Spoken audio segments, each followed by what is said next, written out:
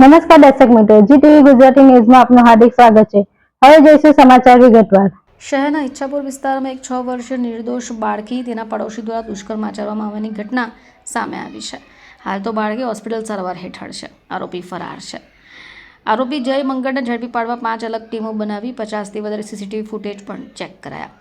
ઈચ્છાપુર વિસ્તારમાં એક પરિવારની 6 વર્ષની દીકરી જ્યારે કાકા સાથે રહેતી હોય ત્યારે આ ઘટના ઘટી। માતા ઘરકામ કરે છે અને પિતા મજૂરી કામ કરે છે। બંને બહાર ગયા હોય। કાકા નાઇટ શિફ્ટ નોકરી કરતા હોય અને સવારના સમયે ઘરે આવી સૂઈ ગયા હોય। જોકે જય મંગળ નામના શખ્સે એકલતાનો લાભ લઈ બાળકીને ફૂસલાવી ઘરે લઈ ગયો, જ્યાં બંને હાથ બાંધી દીધા અને પ્રાઇવેટ પાર્ટમાં અડપલા કર્યા। બાળકી દુખાવાને કારણે બૂમાબૂમ કરવા લાગી ત્યારે આરોપી તેને છોડી ભાગી છૂટ્યો।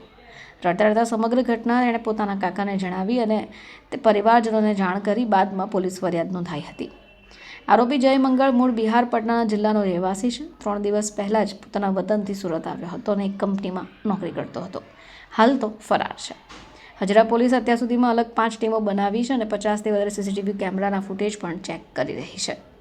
ઘટનાની ગંભીરતાને લઈ ઉચ્ચ પોલીસ અધિકારીઓ પણ હોસ્પિટલ પહોંચી બાળકીની સારવાર અંગેની માહિતી મેળવી રહ્યા છે।